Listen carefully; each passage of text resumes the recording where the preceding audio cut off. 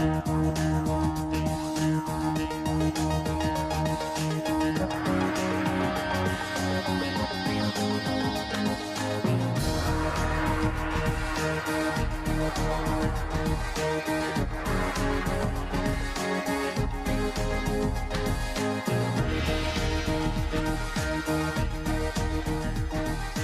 Arabian Desert at night. No lights, no sounds, just 5,000 square miles of pure sand.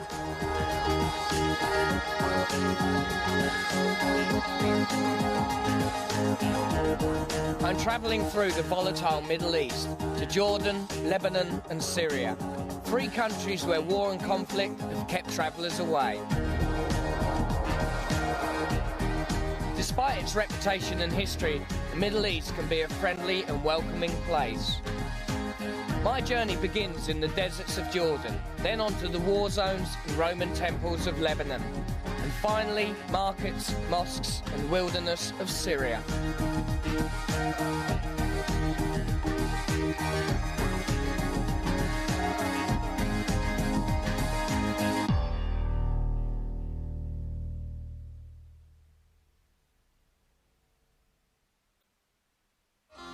This is how you get a lift in Jordan. Although there's not many cars, you're always guaranteed a lift because the Bedouin people are dead friendly. Oh! Hopefully. Yeah. Ooh, it's okay, yeah? Yes. Hey. The trouble is, even if you do get a lift, you ain't got a clue where you're going. The only thing that I've discovered is that I'm off to a wedding, apparently.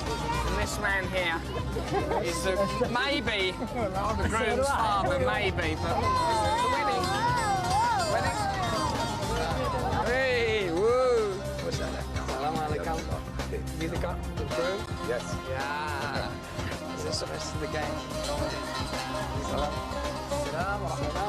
At any wedding in the desert, families come from miles around, and as a guest, you have to be greeted by them all.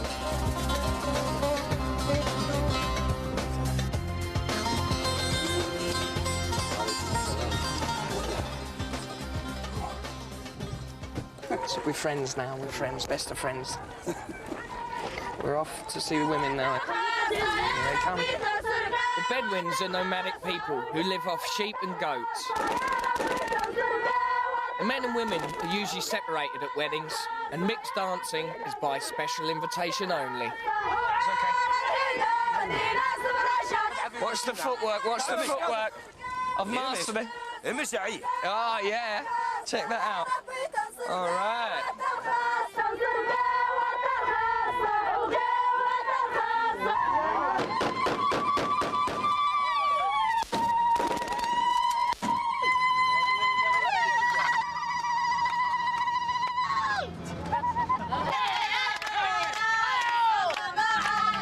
What's happening there is it's the first time the women...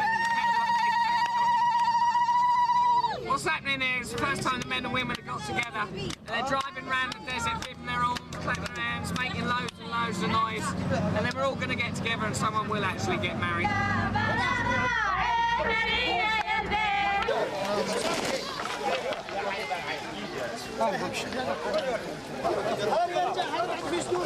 This is your ultimate traditional Bedouin meal. Rice, mutton, and a yoghurty sauce in the broth. I haven't got a clue what that is. Show us how. I mean, they're big handfuls they're taking them. No. Don't take from other people's section. I think that's the tongue, isn't it? Okay. Yeah, all that. Yes. All that. Oh no.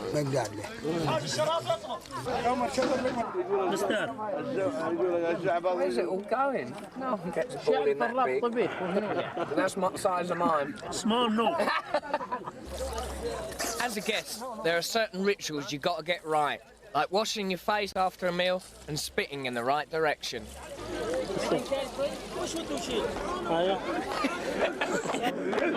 Drinking only tea, the Bedouin dance late into the night. The only hazard being stray bullets from the gun shot at the stars in celebration.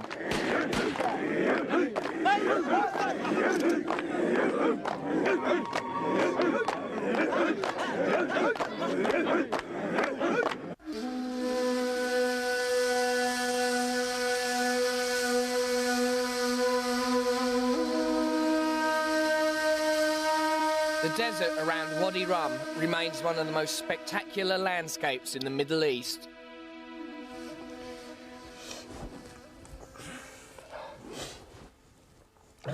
If you want to avoid the heat of the day, which can reach about 45 degrees, it's a good idea to get up really early in the morning and see the sunrise. Oh, it's nice and fresh.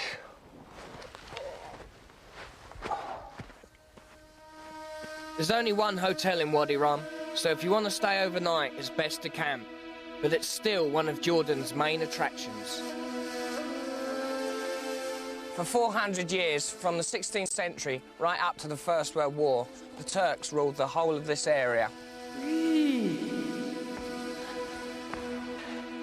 Then in 1916, there was the Great Arab Revolt, where they successfully kicked the Turks out.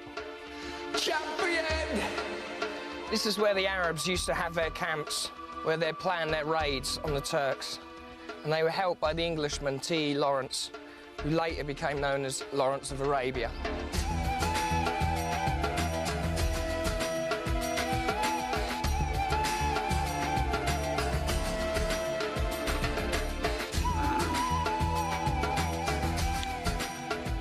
This is the Desert Patrol, or Desert Police, and their main job is to go around the desert looking for drug smugglers. Also, they double up as desert rescue. So if you get lost out there, they might pick you up. And if they don't, you're gonna die.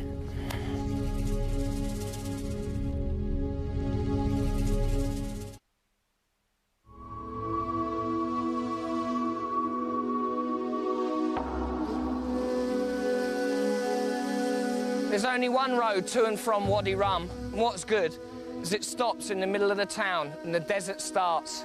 So if you're hitching on this road, there should be no problem getting the lift.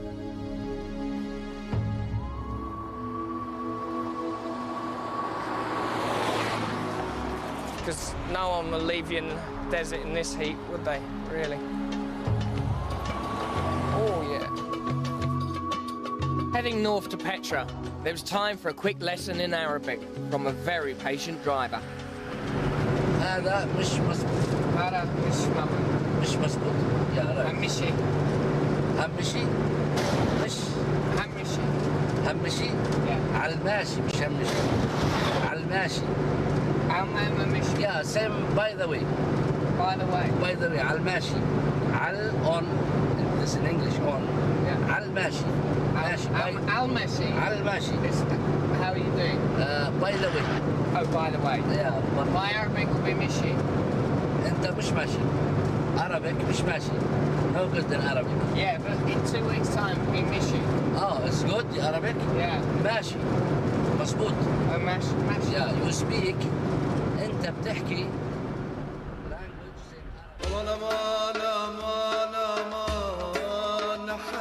This is Petra, which is a city carved out of sheer rock by the Nabateans about 6 BC. And they ruled the whole area with a stranglehold of violence, plundering, torture and murder.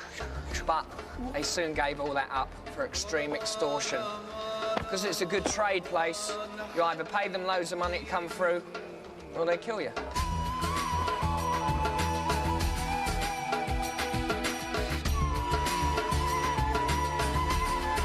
Petra is one of the Middle East's top tourist attractions. If you come here early in the morning or late afternoon, the place can be almost deserted, and there's a small fee of $5. 1, 2, 3, 4, 5. These steps were hand-carved out of solid rock almost 2,500 years ago. They lead right to the top where there's a monastery, and there's 1,200 of them. 13, 14, 15,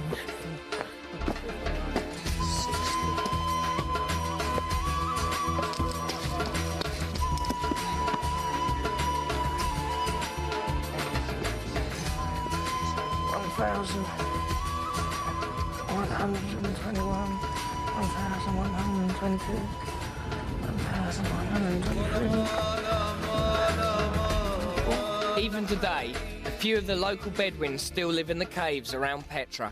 I have a house in a village, but I prefer to live in a cave because I born in the caves, I grew in the caves. For us, it's very easy, you know, because this is where grandfather lived in this area, and we used to it, you know. There is one for a donkey, each donkey in the caves, brilliant. Each camels, and a goats, a chicken.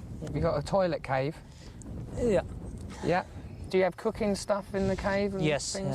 We make fires, we cook in the fires, you know. What, inside the cave? Yes. So it's not cold in winter? No, not cold, you know, because we make clothes and we make a door and we can close by the door. Yeah. Like a palace, you know. Yeah, like a palace. And your mum still live in a cave, does she? My mum, you know, she still live in a cave. She never move. If pay anyone a lot of money for her, she not move, yeah. What do you think about living in the big cities like we do? I mean, big city? Yeah. Always cars, people, the noise, you know. If I go, you know, to a big city, I have big headache. هاشمي يا هاشمي الشريف الهاشمي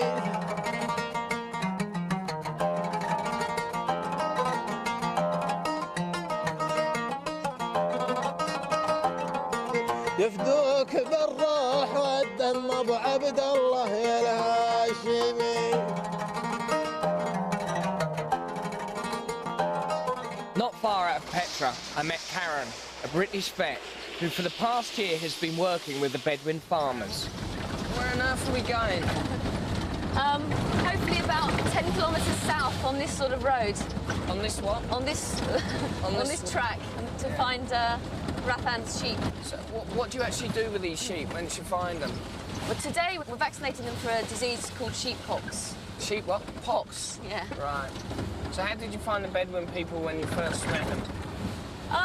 They were very hospitable to foreigners. Well, they're hospitable to everybody. Yeah. So, I mean, in that respect, it wasn't too difficult. And although, being a woman, I wondered if it would be difficult, but you're almost an honorary man, really, as a foreigner. So I haven't had so many... In some ways, you get the best of both worlds, because I get to see the women and I'm allowed to go and talk to the women. But I'm also considered sort of OK to be with the men and to eat with the men and talk with the men and things. Do they trust you then, that you come out with the medicine and stuff? It's taken time.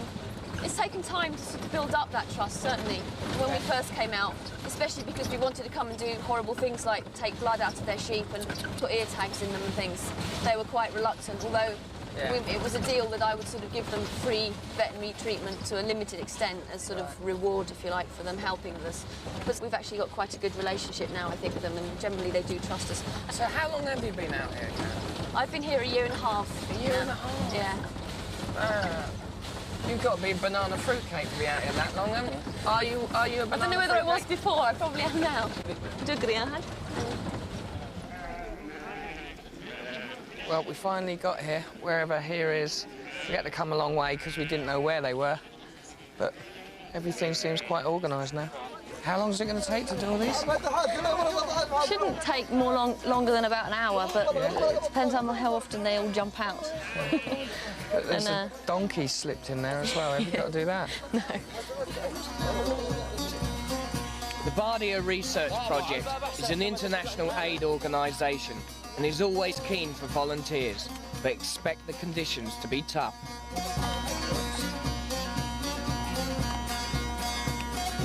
Would you like to have a go, Ian? Yeah. If I show you exactly what to do. This little cap on the top is sterilised, so that every time the needle's going through, it's sterilising again. So all we need to do is to grab hold of this. I find the easiest bit is on its neck. So you want to sort of grab up a flap of Holder's wool, grab the skin up, push it in, push. Great, that's good. Good, excellent. Yeah, keep as high up on the neck as you can. Great.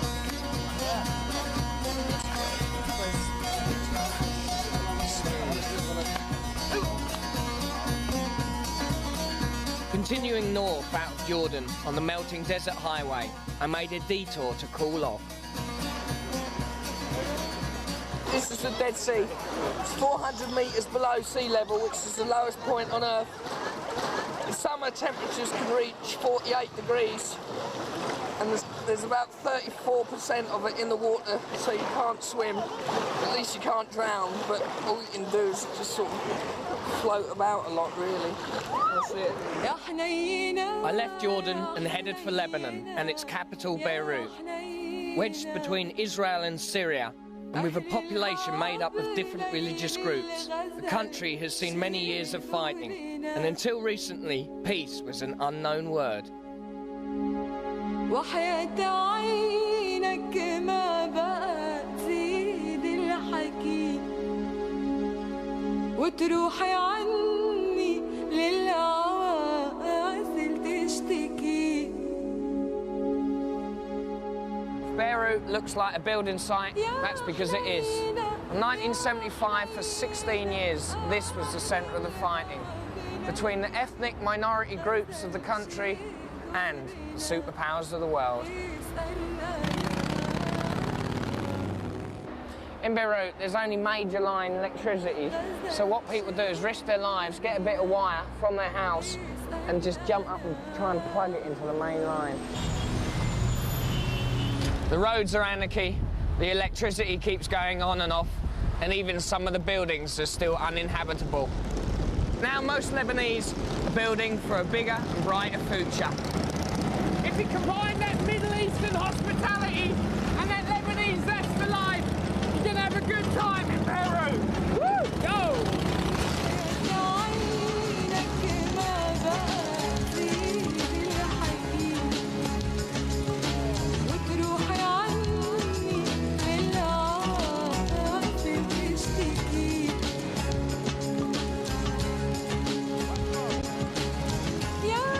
So you're a bit of a party animal?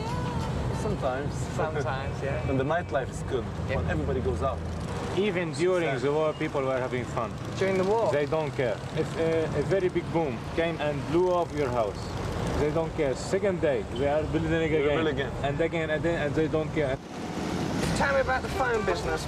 Everyone's got a mobile phone. Everyone gets a phone. Why? You know what they did? All the guys who had guns before, they took the guns, they gave them the phone, the mobile phone. So everyone walks with his phone. It's, instead of shooting on people, you call them.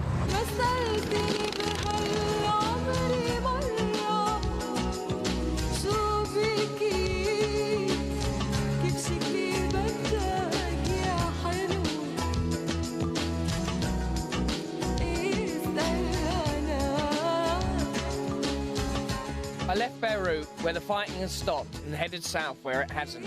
It's a difficult journey to Tyre, and few people carry on to the Israeli-occupied territory. There's a limited bus service in Lebanon, so the best way to get around the country is in a taxi service like this. They go from all the major cities, but the only trouble is you have to wait for them to fill up, and then they're a bit cheaper. But it's a bit of a squash. Come on, guys. Just move along, he's squashing me. Look. See, if you get him to go forward, then you get the back seat.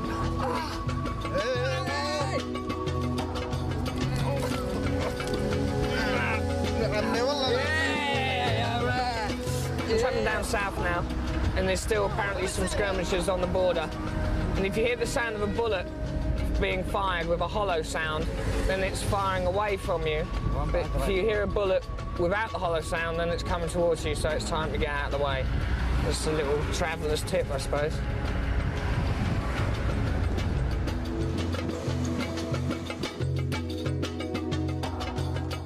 And if you're going to travel any further south, it's best to check with the UN to see what the current situation is.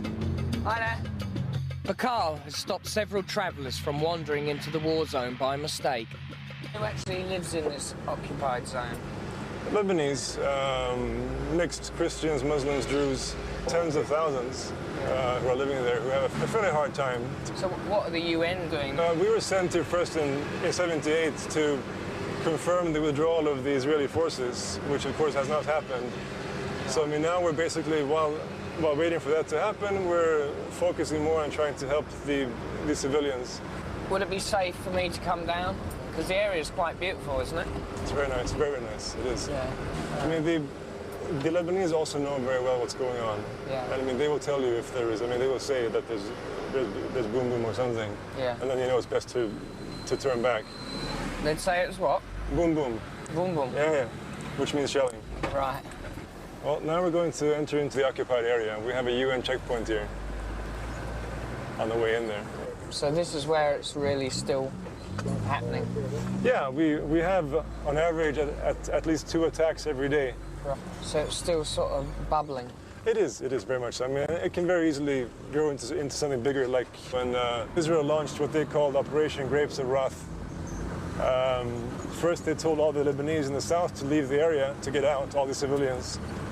And then they began shelling the area. The Fijian base in Kana was hit by at least 13 or 14 shells. And the Fijians, as all the other battalions, had been housing refugees. Why would they be firing into the Fijian UN camp? They were trying to retaliate to some mortar fire that came from south of the camp. What was the result of that? At least 107 civilians killed. 107? Yeah. Inside the UN camp? Yeah. We don't know, we still don't know the exact number because there were so many pieces of, people were cut up totally, in many pieces. People without arms, legs, and feet and things all over the place. The problem was that the base there has shelters for 200 people only. And we had about 800 refugees inside the base. Yeah. So, people were also injured trying to cram into the shelters as the shelling began. And many were left outside, and among those were the ones who were killed, of course. So what advice would you give to somebody like me who was just travelling in the area? Beyond the corner there's another checkpoint. Right. Right? Yeah. Southern Lebanese Army, they do a lot of hassling, Up. Starting from there to the side, we call that the ICA. It's the Israeli controlled area. So I advise them to go back.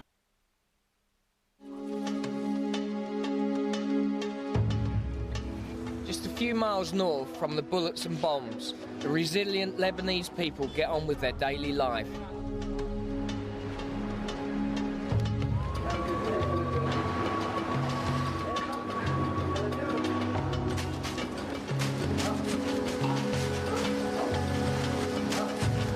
Get fluff all around the world, but nothing tastes like these do. Away from the south, you enter the beautiful Baikal Valley, with its most famous site, the ruins of Baalbek. The first temple to be built here in Baalbek was in 1 BC by the Phoenicians, and then the Romans came along, knocked it all down, and built their own one, which was the biggest temple that they built anywhere in the whole of the world.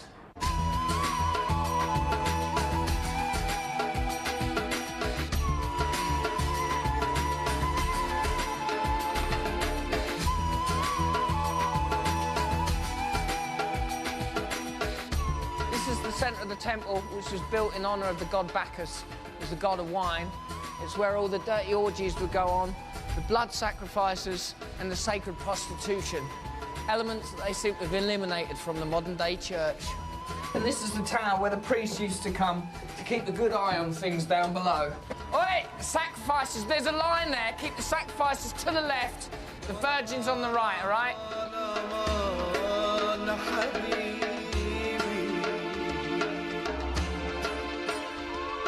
From the liberal Lebanon, you can cross to the more fundamentalist Syria and its capital, Damascus.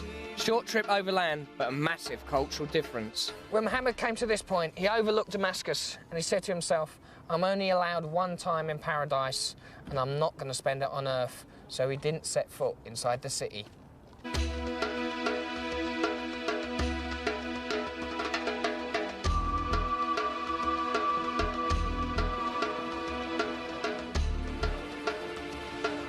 This is the Al Haramain Hotel. It costs $4 for a single, $7 for a double. Not only is it cheap, it's absolutely beautiful. But before you leave, you've got to write a comment in the traveller's tip book. I wouldn't risk being alone, completely alone in the desert. I wandered in the streets for 2 or 3 hours, and I thought, I love Damascus. Man must not leave a woman's bed until she has had more pleasure than he has. No need to worry about me here, as the hospitality is unbelievable and the people are fantastic. Eat up and chow down.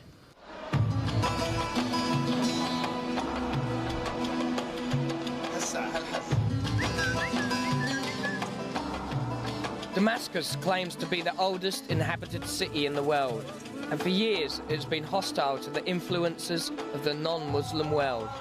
But now, however, it is opening its doors and showing its many treasures. This is the Umayyad Mosque, which is one of the most important mosques in the whole of the Middle East.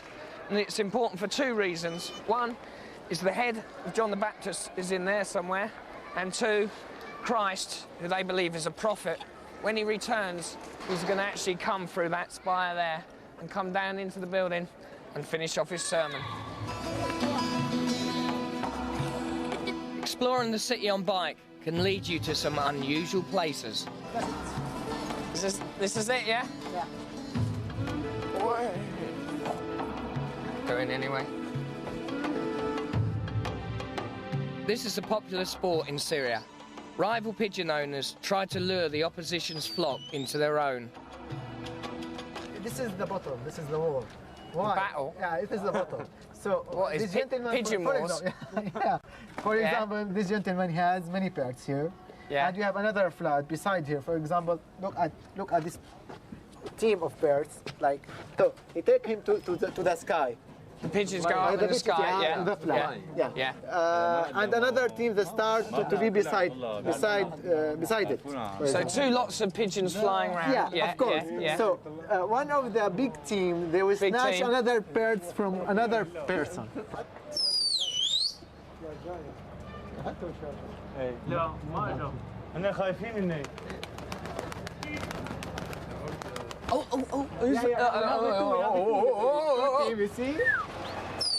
معنا يهودي هم هيك. Which one? في يهودي. We have one of them. We have. Oh. شكلنا. So no. We had one, but it got away. So and it was that big. Many Syrians are nervous of the government, which has been in power since 1971. But as they meet very few travellers, they're also keen to show you behind closed doors. Where are you taking me now? Now we are going to the Nur al-Din Shahid Mosque. It's about Sufis contact with God. What goes on? They start to move. Yeah? Moving, yeah. Something. What kind of move? Jumping. Right. Jumping. They do it by psychology, by not, for example, not to control with themselves. So like a meditation? Yeah, meditation. Will they mind me coming? Yeah, of course. Is it okay yeah, for me to? Yes, No problem, course, yeah? No problem.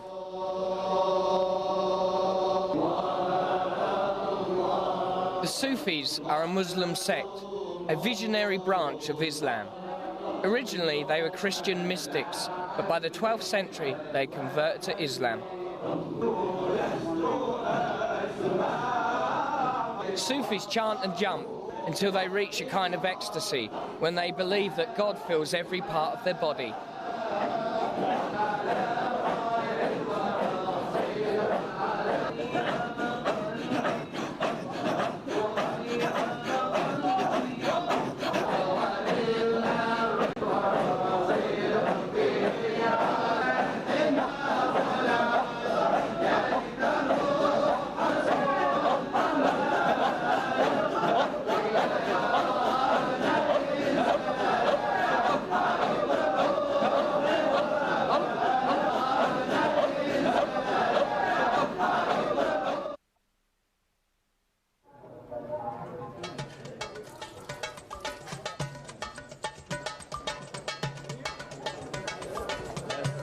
Around the back streets are hundreds of tiny barber shops where you can get your hair cut for next to nothing.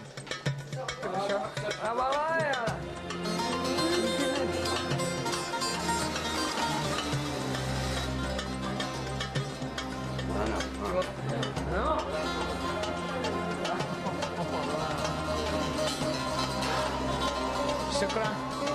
Au revoir.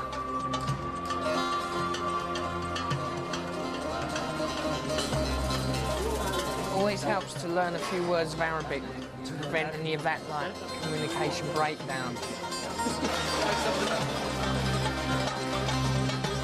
In the heart of Damascus is the old city. Mostly traditional, the women you see in this part of town are usually veiled. In the streets and alleyways, you can hear the constant busy sounds of artisans at work, their trade unchanged for centuries.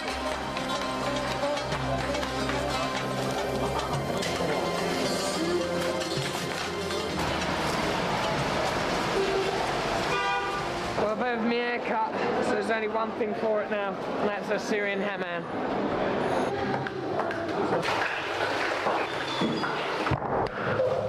That's sandpaper! Oh, really hot oven. It's a really cold one.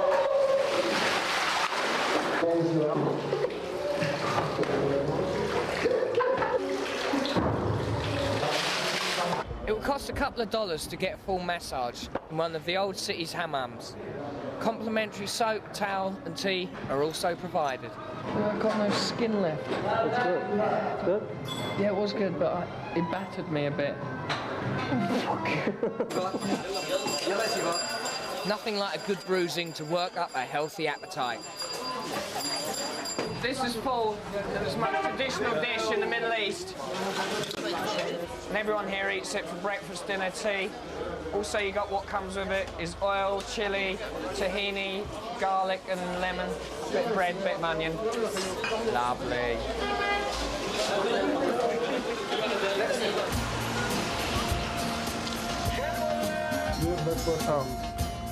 Even when you're buying a train ticket, you got to hand your passport in. So it's a good idea in the Middle East to keep your passport on you all the time, especially in Lebanon where there's the army checkpoints, and here in Syria they can ask you for your passport at any time.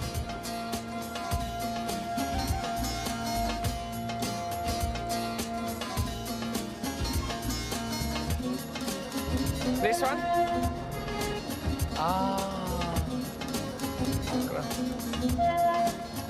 Just got to wait for someone to let you in. Personal touch. There's a limited train service in Syria. There's one that goes north of Damascus, but if you want to get to the famous ruins at Palmyra, it's a road journey through the desert.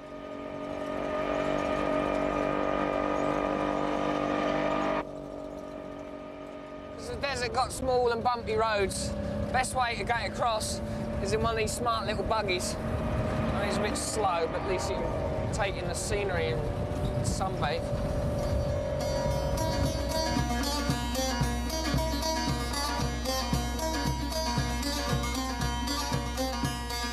This is the Syrian desert, and most of the caravan trade had to come through here, so any oasis town on the way would become very prosperous. Palmyra became one of the richest of the lot. Even under the Romans, it retained some independence.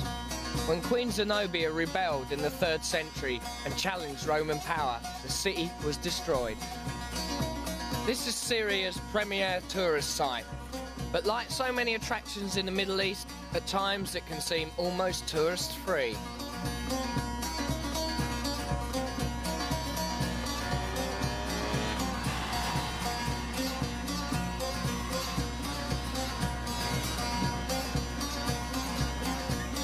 Although there are local buses in Syria, to reach some of the more out-the-way places, you need to hitch a ride. Very few of the Syrian Bedouins are still nomads. Nowadays, they live in remote villages like this one, with clusters of houses shaped like beehives. Each family has a number of these beehives, and as the temperature remains constant inside, they are ideal for the desert climate.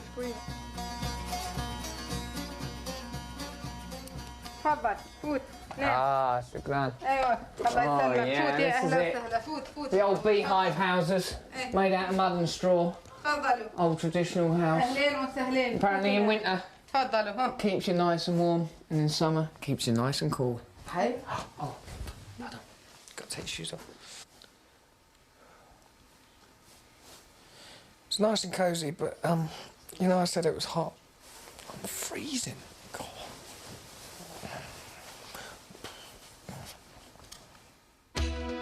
Heading northwest towards the coast, you reach Syria's second largest city, Aleppo. There is a lot of different signs, body signs, you know? We use it in Arabic world here. Teach me some of the signs. so it's like, hold on, slowly, or something like shway shway. Shway shway. Yeah, it's like this. Like that? Yeah. Shway shway. Shway shway. Like when you say ala rasi, if somebody asks you for a favor, you know. So we say yes. It's I'll do it from all my heart. You know, it's like Allah on my head. When you shake hand, touch your heart, that means it's something affection towards them. Yeah, when you like somebody very much, so when you shake it, you do like this. When you say no, like I don't want, it's like this. You do like this. What's like, this? This one's ever. Is that like not it's understand? like what you? It's it's like this. I don't understand. I like that one. What's this one? I've seen that quite a lot. This is used in winter. When you want somebody to go, you say ruh. You do it like this by hand. Right. So it's just like. Yeah, this one, like, I washed my hand from you anymore. All right, I don't have any business with you anymore, or What's I don't deal with you. Yeah, when you do like this. Since Roman times, Aleppo has been an important trading centre, linking the countries of Asia and the Mediterranean. In the 12th century, the greatest leader was Saladin, who united and defended the whole of the Arab world. And this castle was built by his son, and it was never taken.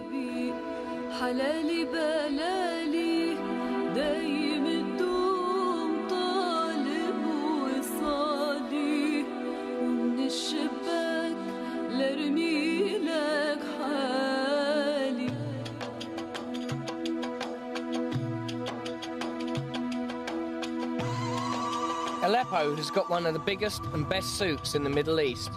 Head into the old city for a glimpse of how life used to be. Are there things that travellers should watch out for? Say you've rented a car, if you hit somebody here and you kill them, you immediately go to jail. Really? And you'll sit there for a month at least, Really? you know, before all the paperwork and the trial, so don't do it. So your advice to travellers is not knock people over and kill them? Some pomegranate. Yeah. There's fantastic pomegranates here. Go on my tree. My American guide, Elizabeth, has lived in Aleppo for over a year. A little bit sharp, isn't it?